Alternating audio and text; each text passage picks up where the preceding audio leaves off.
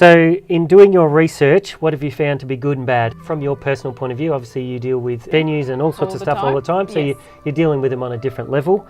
But when it comes to your own wedding and looking at, say, venues and that sort of thing, what's been the good and bad parts of that? This has actually been quite eye-opening for me, to be honest. I think because it's now like I have to organise it for myself. I'm very particular, and I think because I know so much about the industry and at venues and sort of what I wanted, I had a very sort of tight idea on how I wanted it to go. So, for example, an issue that I find a lot is that the actual access times to get into a venue on the day to do your installation of your room is only like 2 hours. Now, for me, doing this as a job, I know things take a lot longer than 2 hours. So I wanted somewhere that would be flexible with me and let me have all day. Because I knew that I was going to be able to do as much as I possibly could in that day.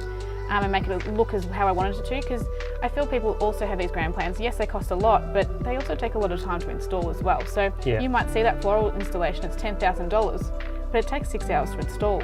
You don't have that time, so then you have to pay more on top of your venue costs just to get the extra time, which I think was getting lots of people, and I have lots of brides complain about this all the time, just saying that it's misleading in the fact that they pay $20,000 for a venue, but then it's an extra $5,000 for the extra time. So for me, I was watching out on that pretty quickly, going, I want a venue that's going to give me access times, and also of course the collection as well, making sure that was a reasonable amount of time, not midnight that night, I had to be out in half an hour. It's not realistic for people. So have you found with suppliers, have they been getting back to you on time? Is there long wait times for quotes, all those sorts of things? I'm finding it quite frustrating in the fact that a lot of people are taking a lot of time to get back, and being in this industry, I understand that people are busy, and for us at Feel Good Events, sometimes they can take us 2 days to get back to people, and we of course try not to do that. But I'm waiting 2, 3, 4, 5 weeks for quotes, and I understand it's a pandemic, but you also feel like you want to be wanted as a bride, and that makes me not want to hire from them, because I'm like, if this is the hardest process, like what's it going to be like on the day for me? I don't want that extra stress of having to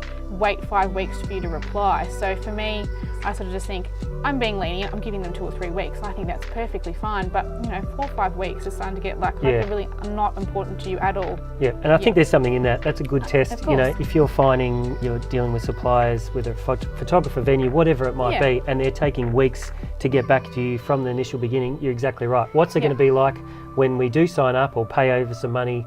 Are they going to be painful to deal with every time I have a quick question or something like that? Organising a wedding can be stressful. There's lots involved in it. So I think that's a sign that if you're finding that particular supplier is taking a while to get back to you, then maybe they're not the right choice. I find a lot of these Instagram accounts, they don't even have websites, and for me it's sort of a bit of an alarm. Do I trust them or not? And I said, that sounds really horrible, but for me in the industry, I think a website is something you just have across the board if you're in business. So I did find that a bit difficult, and it was really hard to get in contact with those people, because if they're not checking their Instagram all the time, it was difficult, and if they didn't get their email, and I'm trying to chase them all the time, so it was a bit hard. You've got to have trust in those suppliers. 100%, if you don't trust them, then you're on the day worrying that if they're going to show up or not. That's right. Or are they going to do what they said they're going to do? So finding suppliers, you want to feel comfortable, you want to have a connection with those people so you can feel like they're not going to let you down, and that's super important. If you don't connect with them and it's all about price, then you potentially can run into issues. It's not all about price. Price comes down to it in a degree, but it's not my top one priority. Like it's always in the back of your mind, but it's like if I love someone and I click with them so well, I'd probably pay the extra $2,000 and just call it a day. That's right.